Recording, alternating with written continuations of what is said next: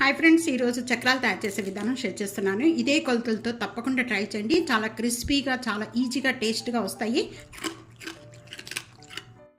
Hi friends, నమస్తే, welcome to Anu's kitchen. చక్రాలు తయారు చేసుకోవడానికి ముందుగా ఇక్కడ నేను 1 గ్లాస్ శనగపిండి ఒక బౌల్లోకి వేసేస్తున్నాను.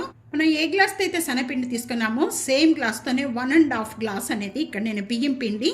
ఇది తడి బియ్యం పిండి అండి, మీరు పొడి బియ్యం పిండి కూడా తీసుకోవాలి. 1.5 గ్లాసు బియ్యం పిండి, 1/2 table spoon salt, 1/2 table spoon ajwain ఈ విధంగా ప్రెస్ చేసేసి వేసుకోండి. 1 టేబుల్ స్పూన్ కారం. ఇక్కడ నేను చల్లటి వాటర్ తీసుకుంటున్నానండి, వేడి వాటర్ అక్కర్లేదు.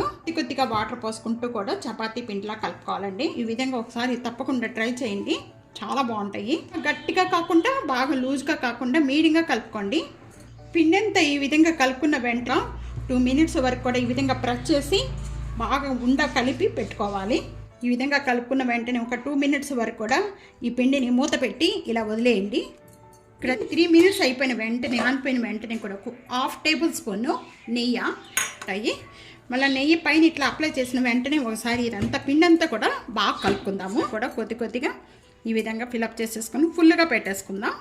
అన్నీ ఈ విధంగా ఈజీగా అయిపోతుంది. ఇది పైకి వచ్చిన వెంటనే కూడా ఆయిల్ అనేది బాగా కాయిపోయి, ఎప్పుడు కూడా చక్రాలు వేసుకునేటప్పుడు హై ఫ్లేమ్లోనే పెట్టుకోవాలి.